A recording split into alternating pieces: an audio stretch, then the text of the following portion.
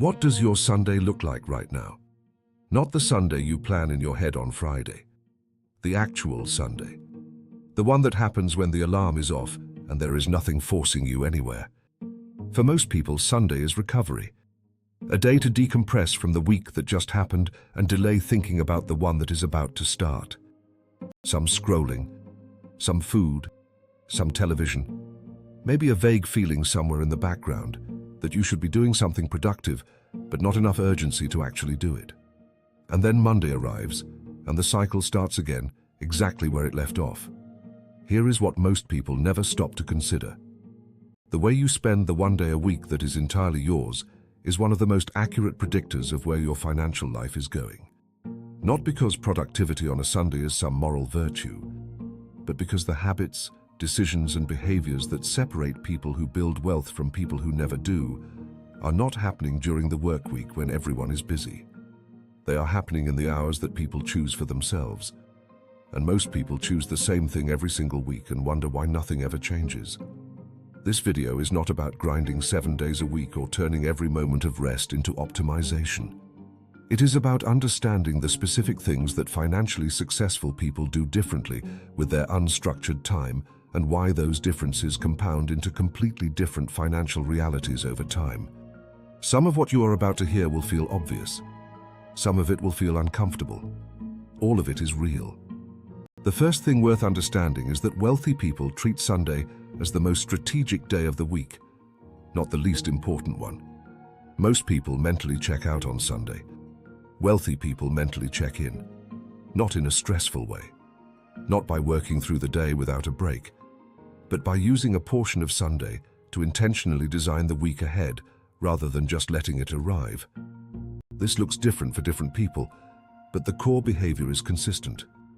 They review what happened in the previous week, what moved forward, what stalled, what drained time without producing results. They look at the week ahead and identify the 2 or 3 things that will actually move the needle on what they are building, as opposed to the 20 things that will fill the time without producing meaningful progress. And they protect the time for those things before the week starts, and other people's priorities fill every available slot. This is not a complex system. It is a weekly habit of intentionality that most people never develop because nobody ever told them it mattered. The person who starts every Monday, knowing exactly what the week needs to produce, is operating at a completely different level than the person who opens their laptop on Monday morning and reacts to whatever comes first. Over a year, that difference in clarity and direction compounds into a measurable gap in results. The second thing wealthy people do differently on Sunday is consume differently. Most people spend their unstructured time consuming content that is purely entertaining. There is nothing wrong with entertainment. Rest is real and necessary. But the ratio matters. Someone who spends 6 hours on Sunday consuming content that makes them feel things and 0 hours consuming content that makes them think differently is not using that time to grow. Financially successful people are almost universally readers or listeners of material that challenges and expands how they think. Not self-help in the shallow motivational sense. Books about how businesses work, how markets behave, how people make decisions, how systems are built and broken. Podcasts where people who have built something real talk honestly about what it took. Long-form content that requires actual attention rather than the passive scroll that feels like learning but produces nothing retained. The compounding effect of this habit is invisible in the short term and enormous in the long term. Someone who reads one serious book every 2 weeks is consuming 26 books a year. Over 5 years, that is 130 books worth of frameworks, ideas, perspectives, and knowledge that inform every decision they make. Compare that to someone who spent those same hours scrolling, and the difference in how they see opportunities, evaluate risks, and understand the world around them is not small. It is the difference between 2 completely different people making 2 completely different sets of decisions with their money and their time. The third behavior is one that most people underestimate completely. Wealthy people use Sunday to maintain and build the relationships that matter to their financial future. This does not mean networking in the transactional business card exchanging sense that most people find uncomfortable and ineffective. It means being intentional about staying connected to people who are building things, thinking ambitiously, and operating at a level that challenges and elevates the people around them. There is a principle in psychology that says you become the average of the 5 people you spend the most time with. Most people have heard this and nodded at it without really applying it to their financial life. But think about it practically. If every person in your immediate social circle is financially stuck, complaining about the same problems, and not actively working toward anything different, what is the probability that you are going to think and behave differently from all of them? The environment shapes the standard, and the standard shapes the decisions. Wealthy people are deliberate about their environment. They make time on Sundays for conversations with people who are building businesses, investing, learning, growing. Not to use those people, but because those conversations raise the baseline of what feels normal and possible.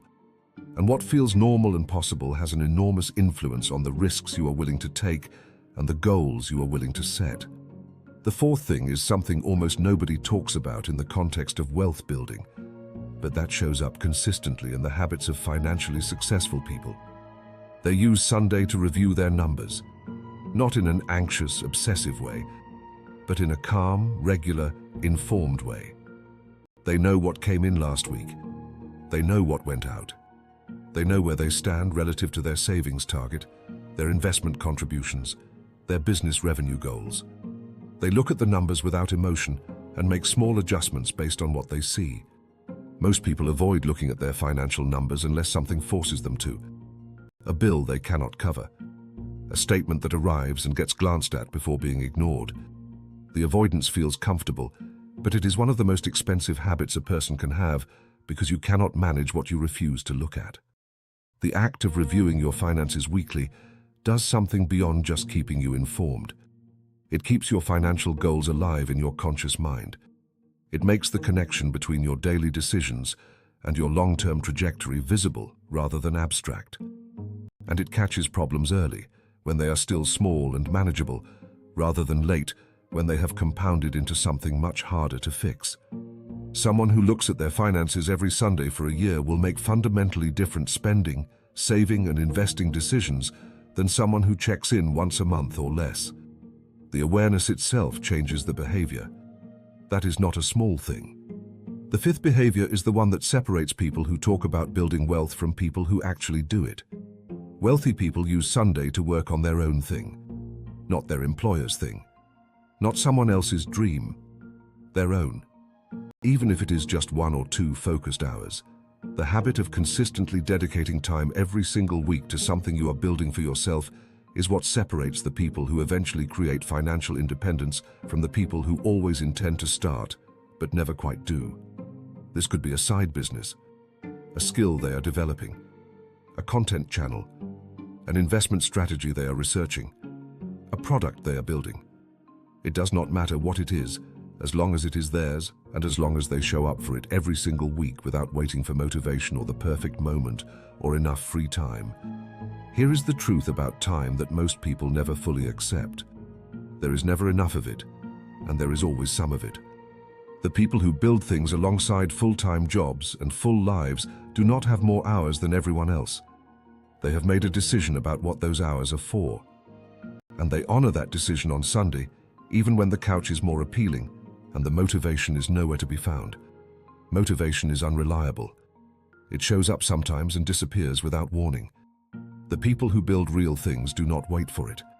They show up on schedule and let the work produce the momentum that motivation never consistently provides. Here is something worth sitting with as this video ends. The gap between where you are financially and where you want to be is not primarily a gap in income. It is a gap in habits.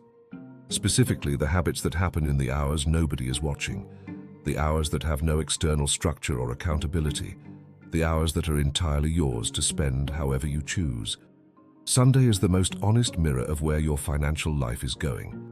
Not because of what you accomplish in a single day, but because of what the pattern of those days adds up to over months and years. The person you are on Sunday when nothing is forcing you to do anything is the person who is quietly building or quietly standing still. Most people will watch this video and recognize themselves in some of what was said. A smaller number will actually change something. And an even smaller number will change something this Sunday specifically, before the week starts again, and the urgency fades and the intentions get quietly filed away with all the other ones. You already know which person you want to be. The only question that actually matters is what you do with the next Sunday you get. Do not waste it.